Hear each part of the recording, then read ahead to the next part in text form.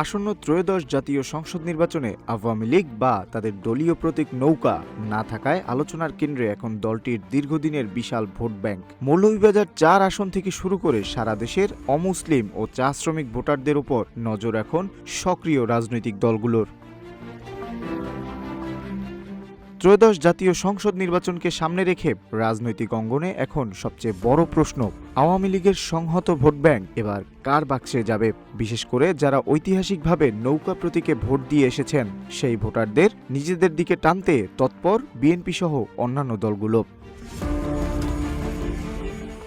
Cube হোল্ডিংসের গল্পে সেই রেখাটি আঁকা হয়েছিল আজ থেকে ১ যুগ আগে।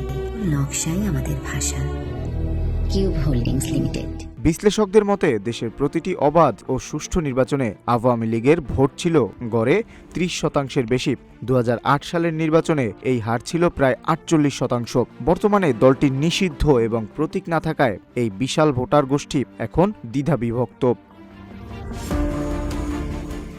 এই আসনের প্রায় ৪০% ভোটার সংখ্যালঘু, যার মধ্যে ৭৫%ই চা শ্রমিক। দীর্ঘদিনের এই নৌকা সমর্থকরা এবার কাকে বেছে নেবেন তা নিয়ে চলছে চুলচেরা বিশ্লেষণ। স্থানীয়দের মতে চা শ্রমিকদের প্রায় ৯০% ভোটারই প্রথাগতভাবে নৌকায় ভোট দিয়ে আসতেন।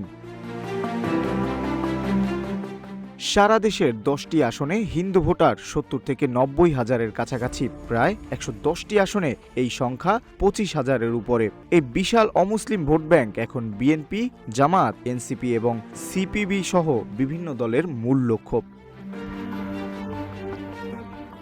নির্বাচনী প্রচারণায় বিএনপি ও জামাত নেতারা এখন আওয়ামী লীগের সাধারণ নেতাকর্মীদের অভয় দিচ্ছেন। তারা আশ্বাস দিচ্ছেন যে ক্লিন ইমেজের নেতাকর্মীদের হয়রানি করা হবে না।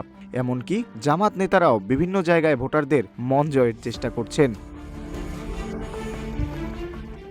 তবে জাহাঙ্গীরনগর ও ঢাকা বিশ্ববিদ্যালয়ের রাষ্ট্রবিজ্ঞানীদের মতে আওয়ামী লীগের এই ভোট কোনো একটি দল এককভাবে পাবে না। এটি প্রধানত ৪টি ভাগে বিভক্ত হতে পারে।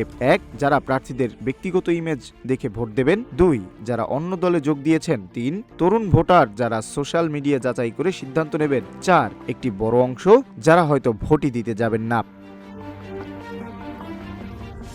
শেষ পর্যন্ত এই নৌকার ভোট কোন বাক্সে জমা পড়ে নাকি ভোটের হার কমিয়ে দেয় তা জানার জন্য অপেক্ষা করতে হবে নির্বাচনের দিন পর্যন্ত।